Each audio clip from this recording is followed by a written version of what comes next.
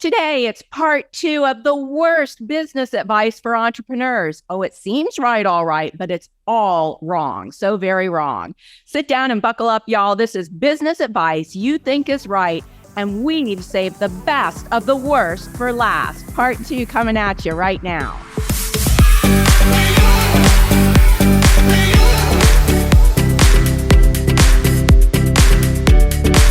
Hey, welcome back, everybody, to the Kingdom Builders Academy podcast. We are jumping into part 2, bad advice, top 10 worst advice for Christian entrepreneurs. We had some great bad advice in the last episode that we rectified, that we redeemed and turned right. So let's get started with number 6. And you guys remember, we've got our live audience here in our circle in the chat. So those of you here live, tell me, have you ever heard this? You should write a book. This is for somebody who doesn't have a business. Well, here's what it is. It's not good advice, but it is a good compliment, right? Like, it's a nice compliment. It's a nice compliment. And it could be a nice confirmation. You know, you got a message, you've got something to say, you're influential. It's a great compliment. It's not great advice. Why is it bad advice to write a book? Here's the thing, is that, like, it depends on what your intention is. If your intention is that you just, write something that, like, maybe your grandkids will read one day, then by all means write a book, right? If that's your goal, is that I got something for my grandkids to read, okay, write a book. Better than nothing, right? Like, I'd rather have that than nothing from my grandparents. But if you actually want to reach thousands of people, make a big difference, actually make some money, then don't write a book, build a business, then write a book, okay? Build a business, build a brand, then write a book. Because good advice. That is good advice. And I know that I'm maybe preaching to the choir, and it's a little bit of a sore spot for a lot of people, but who's written a book that they couldn't even give away 100 copies? Because if you take that piece of advice, you should write a book, and then you go and you write a book, and then you go and you try to sell it, 9 out of 10 situations, you are not going to be able to give away 100 copies. You might get like 20, 30 sales, your friends and family, but then what? Then what? You got no audience, you got no marketing plan, you got no funnel, you got no traffic, you got no offer, you got no brand, you got no business, right? Your book is going to do nothing. It's going to collect dust on the shelf. It's going to fill your garage with boxes, unsold, unseen, unread, and people are going to be unchanged. So if you want to actually help people, actually have an income so that you can go out and do more fun and exciting things with people, don't write a book, build a business, then write a book, right? So we started on point number 1 of, like, actually having an offer, actually helping 5 people at a high level. And then from there, we can build an audience, we can build a brand, we can share our message, we can refine our message. I'm telling you, your book 1 year from now, if you just start working with people, helping people one-on-one, then maybe in a group, you do some coaching, you do some course, you are going to refine your message so much that 1 year from now, you will have tripled the quality of your book just because of the stories that have been added, the lessons that have been learned, the message that's been sharpened. So if somebody tells you, you should write a book, that is a great compliment. It's not great advice. Do the other things first, build the business, then write the book. Once you have an audience, once you've refined your message, and you'll actually be able to sell the book, and the book will actually go far and help people and bring people deeper into a more powerful transformation experience. Yeah, excellent advice.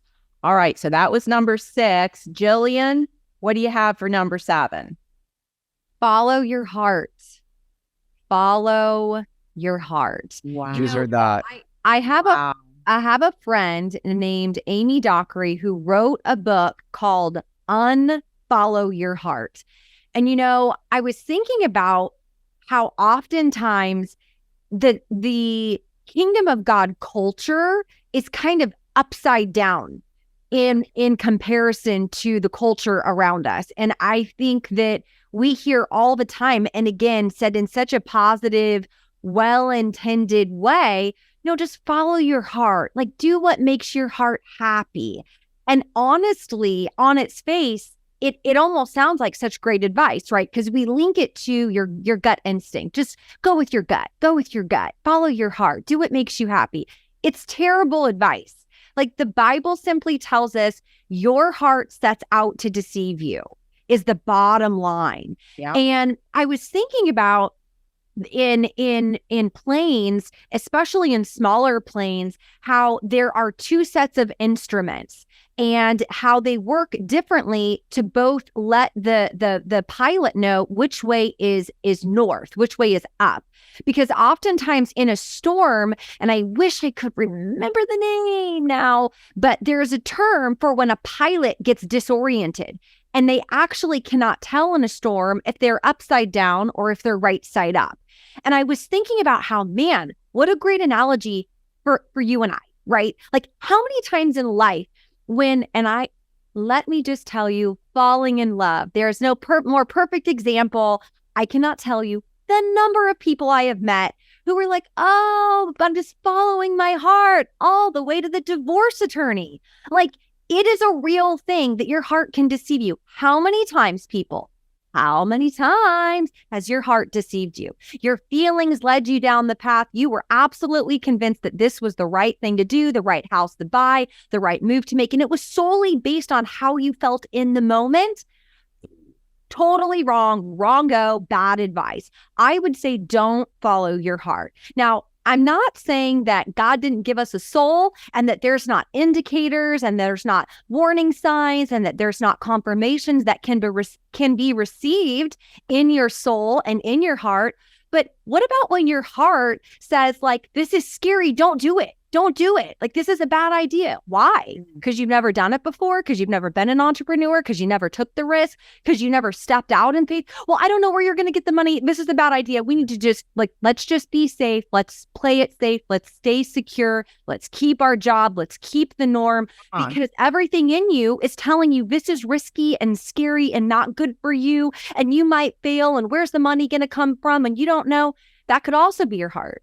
So I would say, please, please, please, whatever you do, don't take that bad advice because your heart might lead you away from the very thing that God has called you into. Your heart might lead you astray from a season where your faith might be tested and stretched, but allow you to increase your measure of rule and your capacity to step into the place that God has called you to be in the first place. So I would say don't follow your heart. I would say you would absolutely, one, surround yourself with godly counsel, right? You need other instruments. We can't just look to our heart to be our only instrument. We need other instruments around us, right? So we're going to need godly counsel. We're going to need the word of God. We're going to need sound advice around us. We're going to need to also be able to look to other people who are doing the thing. That's why when you come into the inner circle, you have all these other instruments because guess what? Your heart will come to you and say, this is too hard. Like, I can't keep doing this. Or, your heart fails you. But guess what? You have other people around you. You have mentors and you have coaches and you have team leaders and you have people who stand next to you and say, listen, I know you feel like quitting. I know you feel like you can't go on. I know you're scared about this or scared about that. But guess what? Here's the truth. And your feelings are not necessarily the facts. Your feelings aren't representative of the truth. And oftentimes the truth stings a little. Ouch.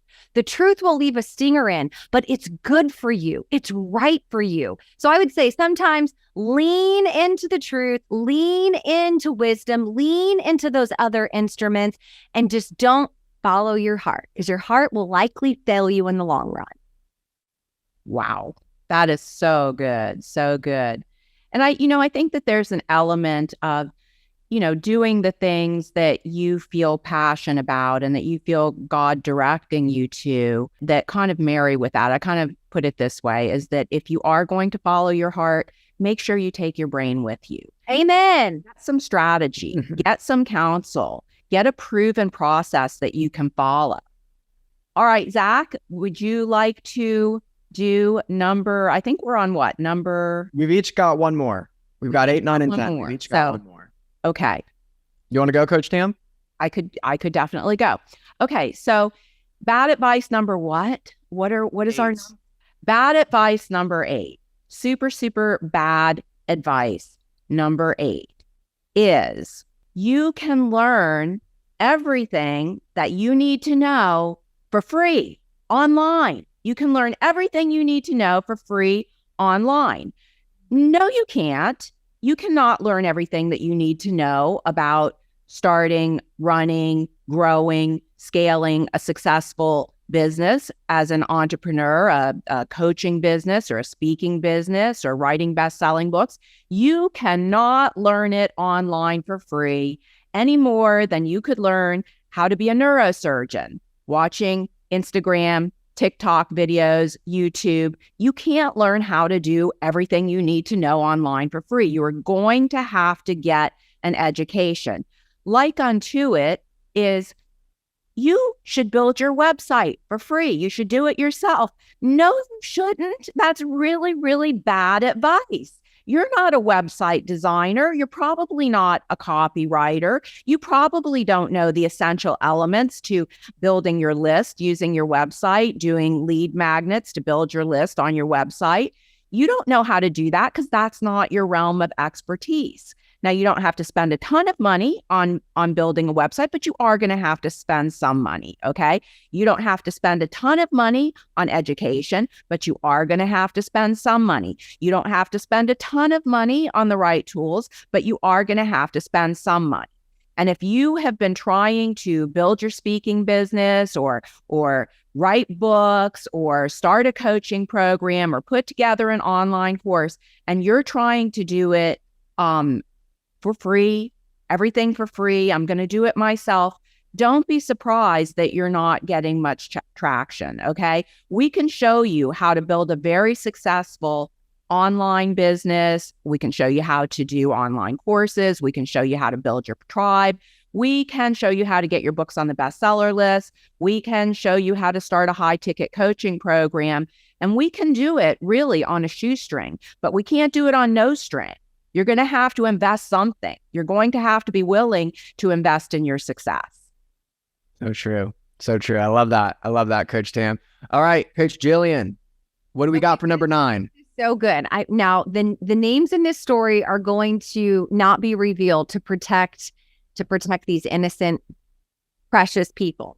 So a few years ago, I knew a husband and a wife who had 2 sons in high school. It was a freshman in high school and a sophomore. And they lived on a lot of land, and the land was beautiful. And the house that they lived in was really small, and they'd had it for a long time. The bedrooms were teeny tiny, and they had kind of these larger spaces, like a formal dining room and like this den that nobody ever really used. It was like a total waste of space. So the husband, who is so sweet, like loved his wife through breast cancer. She survived, all these things. There's amazing people. He says, I'm just kind of building him up because what's about to come ain't pretty. He says, you know what? I feel like we need to do like a home reno. And his wife was like, yeah, no, I totally agree. Like, you know, these rooms are so tiny, like, let's do it. Okay, so let me just tell you, in her mind, it was, let's save up, let's get different bids, let's figure this thing out and let's do this. And in the next like 2, 3, 4 years, we can renovate, because they wanted to keep the house and the land. So she was like, yes. And he sits her down. He goes, boys, come here. He goes, you're looking at him. And she's like, looking at what? He goes, your demo team. And she's like, what's happening? Tell me everything. What? Go back and start at the beginning. Now, let me just tell you, this husband, okay, in his 40s with his teenage sons, he was handy. How many of you are handy? You're handy around the house. I'm really good at fixing toilets. I actually like to take things apart and put them back together. It's strange, but I am handy in that way, okay? It's true. However, handy is not the same as home renovator. Okay, that is not the same. And I know Home Depot has inspired the great big wide masses of like, you can do it, we can help. So he convinces his wife. He says, look, so he convinces her to do this home reno. He says he's going to do it. He's going to do it. He's going to take it on. He's been reading things. He's been watching things. Funny enough, as this was previously mentioned, on the YouTube, I am not a home renovator, but I play one on TV. And he said his sons were going to help him and that they could knock it out in a couple weeks. Okay. I already have massive anxiety, just so you know. I'm right now, like I'm all locked up in panic. It's so good. Long story short, she says, okay, but make me a promise. Can we start with just like one wall? Okay. One little section. And he's like, well, you know what? Listen, the better way to do this is to knock this all out. Okay. We need to go big and we need to go home. Now, go big or go home. The concept there is like, let's just do it all. We're going to do it all. We're going to do it all now. We're going to do it all. So do you know what he did? And I saw it with my own eyes. He knocked out the interior walls of all of their bedrooms, the husband and his wife, the two sons, their den area, and the formal dining room. Okay. A year later, this is sad times. I go to their house a year later. Do you know I saw shower rods and curtains, partitions from Target for the master bedroom? They have two teenage sons living in their home. And I said, what has happened here? What has happened? And she said, and she's so loving. And she said, well, and then she told me the story. He had to go big or go home. He convinced me that he had to do it all and do it all now. He had to go big. So he knocked out all of the walls. But then the whole part of renovating the entire home to make bigger bedrooms and a dining room and, connect all these things. Well, that's and the way they showed him on YouTube. On YouTube, they told him, knock down all the walls. Go big or go home. Go big or go home. Then do it all and do it all now. So it actually took 2 or 3 years for them to get it squared away. And I just thought it was funny because I knew their sons and I'm like, what's it like? They're like, it's strangely awkward. I said, like, you just pull back this little curtain, you got the shower curtains, you got the thing, and that's your bedroom and your parents' bedroom. I'm just telling you, if my husband did something like that, he would be living outside. He would live outside the house. Might as well get a tent. Might as well. Put a tent together. Can do that. Might as well. So the bad advice that I want to share with you is the concept of go big or go home. And what I mean by that is that, have you ever seen someone that's like, we're doing this thing, and it's like they might raid their entire kitchen of every food item and they just fill it with soybeans. And it's like they have decided to purify their diet. They're going to get healthy. And you're like, but have we thought this through? No, the soybean diet. I'm going to knock down all the walls of my house. You can do it all, but you're not going to probably want to do it all right now. So we're going to build the website and we're going to write the book and we're going to do the thing and the thing and the thing and the thing. That will lead to a house with shower curtains and partitions and a project that just never got completed. You will feel overwhelmed and you will quit and you will quit. And that is sad. It is sad because that home had a lot of potential to be beautiful, to house those people, to give them all the space they need. It had all the potential to be all the things they wanted it to be, to house their dreams, to house their memories. But you know what? When you bite off way more than you can chew, and someone's like, if you're going to do this, you got to do this. You should run. You should run from those people because they are not home renovation experts. They have not built a successful business. They do not know what they're talking about. And there is nothing worse than like taking your time, your energy, and focus and just spreading it as thin as you possibly can and trying to do it all yourself and do it all big. Coach Zack, I see you nodding your head. What say you? Yeah, so that was number 9. I see people in the chat. That was number 9. Bad advice is go big or go home. Real quick. Yeah. I was thinking, Jillian, we had a student, an Australian student some years ago, and I did an initial call with him to see if he might be a good fit for our Inner Circle program. And he says, well, Coach Tamara, I've spent $100,000 on my website.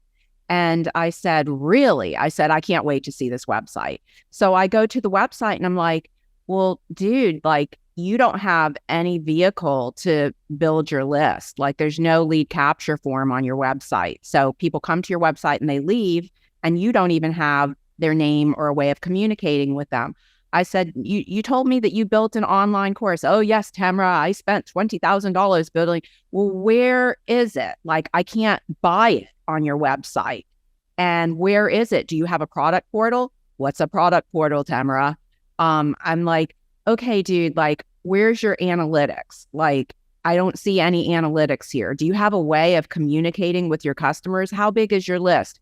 Well, I don't have a list. Well, you've spent $100,000 on your website. You know, you would have been better off going home than going big, honestly, because that is just insanity. So yeah, like we were saying earlier, like, we got to make a little bit of an investment, but it doesn't have to break the bank. Zack. Yeah, and I love the don't do it all at once, right? Like, take it one step at a time. We got to figure out what are the right steps, and then we do it one step at a time. Because if you start your website and you start your book and you start trying to get speaking engagements and you start your course and you start your coaching program, you start building your email list, you're going to end up with a bunch of unfinished stuff, a bunch of overwhelm, and no traction. That's right. So let's take it one step at a time. So bad advice number 9 was go big or go home, do it all at once. Bad advice. Don't do that. All right, I'll round us out here with number 10, another well-intentioned one, another well-intentioned piece of advice. Stick with it. Just stick with it. Just keep doing it. Keep going. Here's the reality. If it's working, stick with it. If it's not working, do something different. So stick with it. Good advice if it's working. But most of the time people say stick with it. It's when it's not working. And they just say, just stick with it. You got this, just keep going. If it's not working, do something different. Do something different. In our space, the writing, speaking, coaching, influencing, online courses, online entrepreneur space, there are 3 things that if it's not working, you've got to do something different. There's 3 things you could do different. Your market, who you're talking to, your message, what you're saying to them, and your offer, what you're saying, here's, the next step. Take the next step with me. If something's not working, don't stick with it. Do something different. Change your market. Change who you're talking to. That's a big pivot. Change your message. What are you saying? What are you talking about? Do something different. Your offer, you might need to tweak your offer, because if something's not working, it's because one of those 3 things are wrong, and sticking with it is bad advice in that situation. Here's the one caveat though, is you do need a proper sample size to know if something's not working or if it's working or not. If you've done, like we have people like, have conversations in our program. And if you have to do some market research and get some referrals and, build up a list of potential clients. If you have one conversation and it's, oh, I don't know if this is going to work or not, so let me not do anything. In that case, you do have to stick with it, right? You've got to stick with it until you get a sample size. Like, you've got to talk to 20, 30 people. You've got to do, when we do strategy sessions, you got to do 5, 10 strategy sessions. You can't do one and then quit. In that case, do stick with it. But once you've gotten a proper sample size, all right, I've been doing this for months now. I've had numerous conversations and I don't have traction. Stick with it is bad advice. You got to do something different. Change your market, change your message, change your offer. And then when you do find something that works, that's when you stick with it. And that's when you go all in and you go hard. All right. So that rounds out our 10 bad advice pieces for you. Coach Tam, Coach Jillian, any last words before we sign off here on part 2? Don't do any of the things that we have just told you as bad advice. Learn from our mistakes. It's said that a wise person learns from their own mistakes, but an even wiser person learns from other people's mistakes. You don't have to go down that trail, because we're telling you right now that those places lead nowhere that you want to go. Great pod. I love this topic. This was great. This was Jillian's idea. Okay, now you can write in. All right. Love that top 10 list. I got a couple other top 10 lists to come up with, but that's it for today. God bless you guys. We'll see you next time on the Kingdom Builders Academy podcast. Bye, everyone.